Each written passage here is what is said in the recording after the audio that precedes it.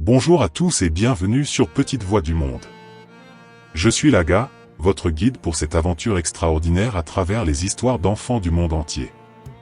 Aujourd'hui, nous allons vous présenter l'histoire de la rencontre de la petite sirène noire dans les eaux africains avec les petits garçons du village. Alors sans plus tarder, écoutons le récit.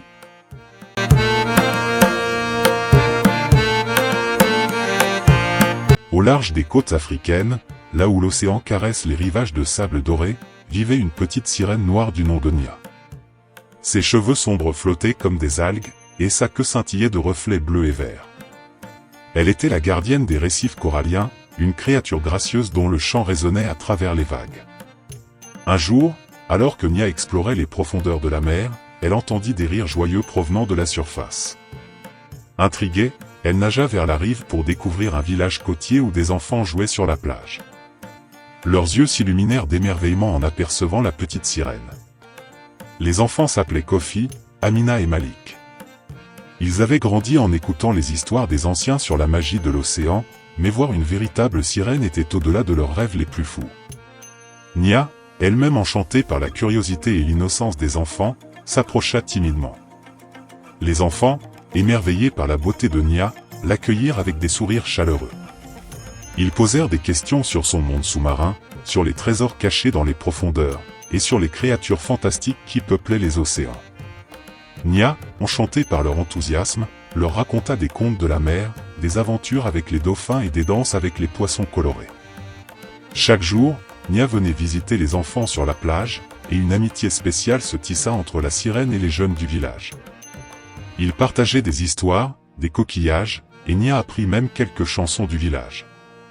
Les enfants, quant à eux, découvrirent un monde magique sous la surface de l'océan grâce au récit captivant de Nia.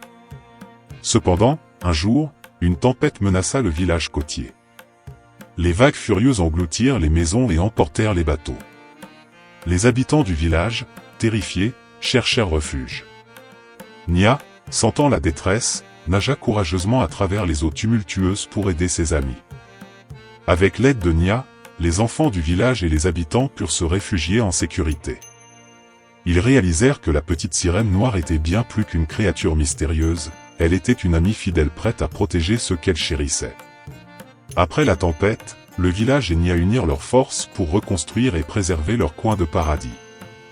Les enfants continuèrent à visiter la plage, partageant des moments d'amitié avec Nia, qui était désormais une figure aimée du village.